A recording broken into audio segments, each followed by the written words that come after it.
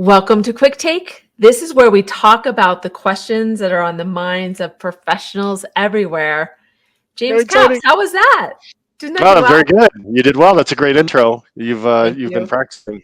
I can Thank tell. you. I have in front of the And I'm mirror. coming to you from. I am in the mountains today, enjoying a little of the mountain weather because I'm under the weather. So I thought I'd get out of Dodge and try to take everything Colorado has to offer from a health benefit standpoint.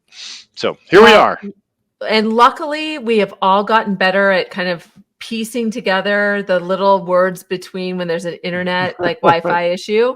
And so people will be able to stick with you even though your Hopefully. Wi-Fi is not great. Back in the day where you didn't Yeah. have cable. Are you using a dial-up? Is that what you're using? I am not. I will not tell you who my internet provider is, but I'll give you 2 cents or two guesses, and the first one doesn't count.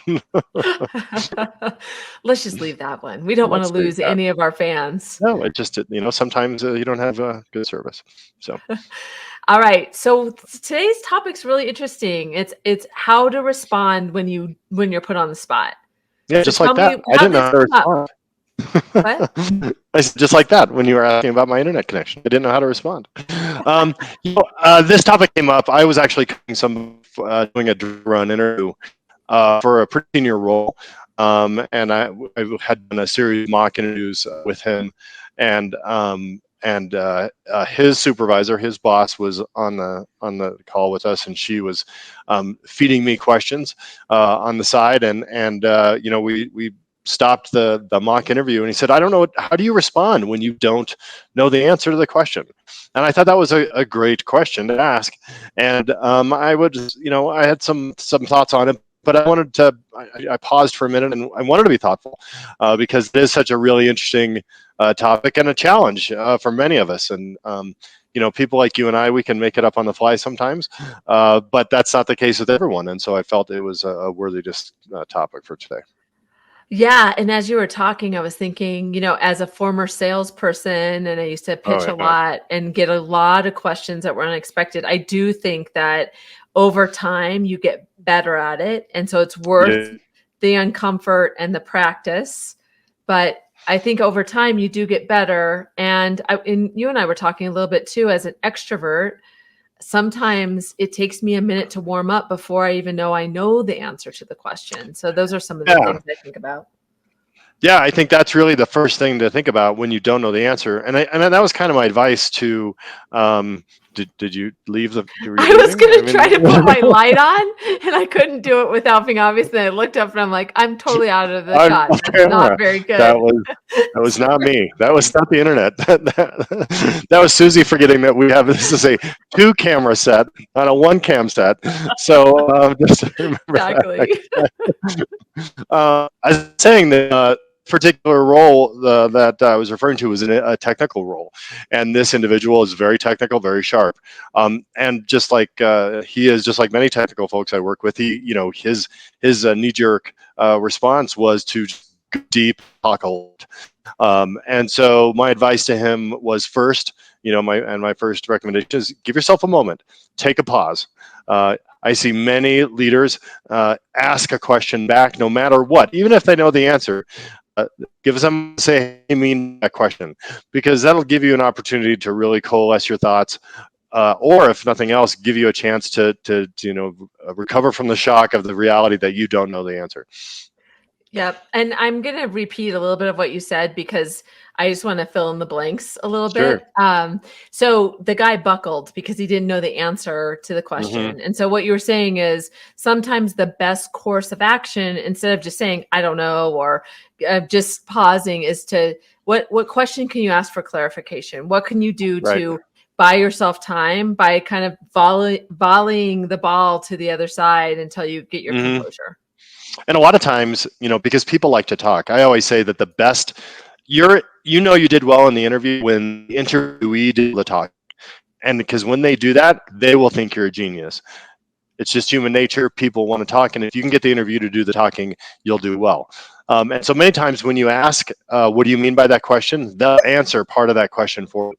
That doesn't mean that you than lie and pretend you know, but it'll help you understand where they're coming from and maybe give you a chance to answer the question from where you can be of knowledge.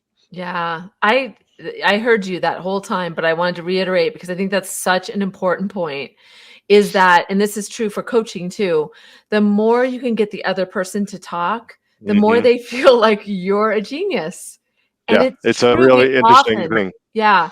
And when we go to an interview and we go to pitch an idea or we often think the more the better. And it's really the quality of the dialogue. And Hmm. sometimes it's Hmm. not all about filling the void. It's going and volleying it right back so that Right, right, it can right. go into their core. It's huge.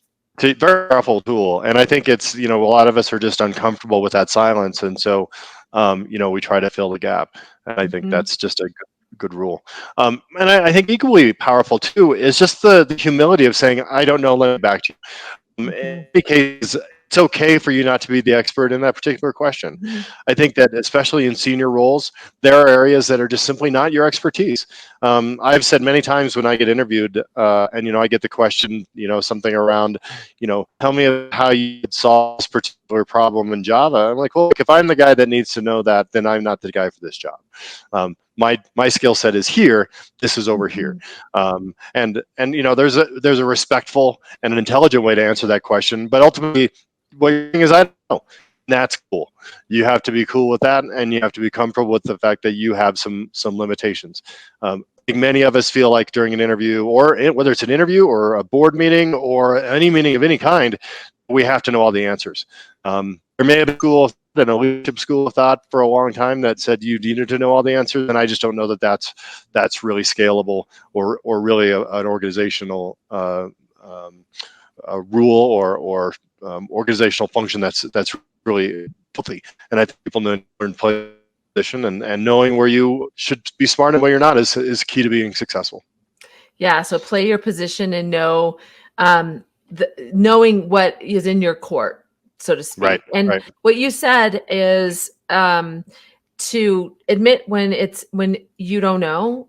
And Yep, so sometimes it's about, and maybe I'm trying to think of like, how can you filter for that? Maybe when you think about it, if it's so far away from what you should know, then you can go right into saying, I don't know. If it's close, then maybe you ask a question for yep, clarification. yep. Or I think a great one too is can you just repeat the question for me? I just want to Hmm. make sure I'm understanding, or I'd like to hear Right, it. And then very often they won't use the exact same word, so it buys right. you time and gets you on solid ground so you can think about how you're going to respond. Yeah, again, the shock of not knowing the answer is real, and you have to give yourself some some space to answer that question. And so I think that's fair, and you have to be good, fair to yourself. Yeah. Um, and I think the third one, which is super important, which is ultimately probably the number one thing, is don't make it up, right? Yeah. Don't fake it. You don't know who to talk to. I've asked millions of questions by people who pretend they don't understand something, and then they're like, "Oh, that's right, I wrote that book," or "I was just really testing you." Now that's kind of a crappy interviewing style, but the reality is, if you don't know or if you're unsure, just move on. This is not my strong area. This is something I haven't done in a long time. I'm not as familiar with that as I should be. All are much better answers than coming off saying, and talking about it in a way, not being truthful. Um, you know, that honest transparency is always a way to go in an interview.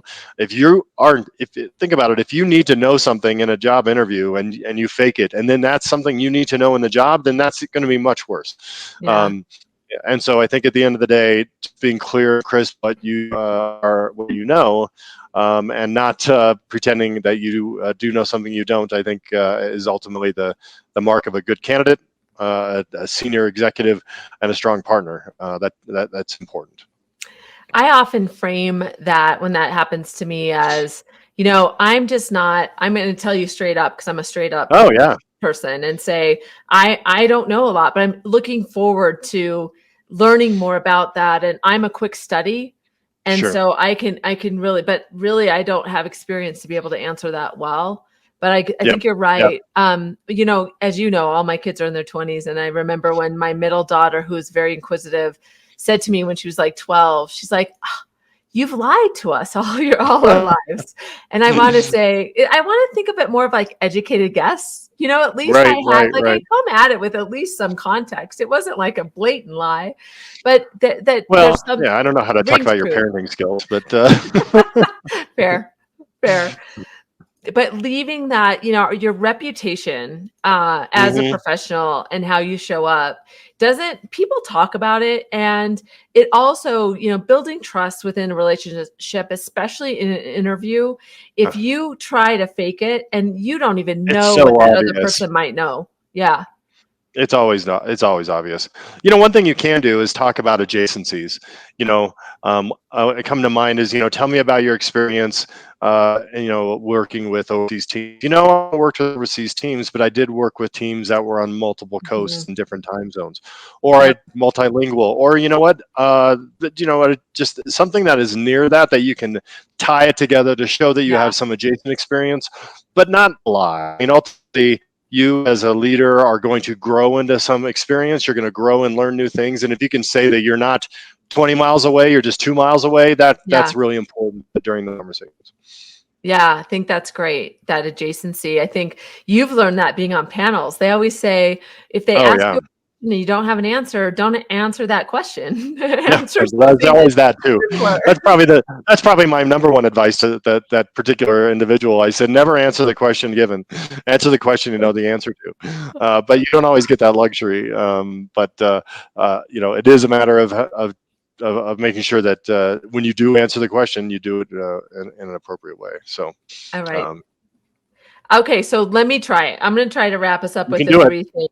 Okay. I don't have any notes, just You so want me we to text know. them to There's you real no quick? net. There's no Okay. net. No net. Okay, the first one is to ask clarifying questions Always. Yeah. and get your grounding Hmm. of that, because that is real. When you get a question that you're not ready for, it's kind of that shock, which will Yep. kind of Yep. leave everything in your head. So Exactly ask for right. clarifying questions. The second one is to admit you don't know. Yep. Yep. And say, I'm not really sure. And the third one is don't lie, don't make it up. Don't make it up on the fly. Exactly but right. Exactly but right. answer it with some adjacent, an answer that may be related, and tie it Right. Answer together. around the. I always like to say answer around the question if you don't know the answer to the question, and so I think that's a good way to think about it.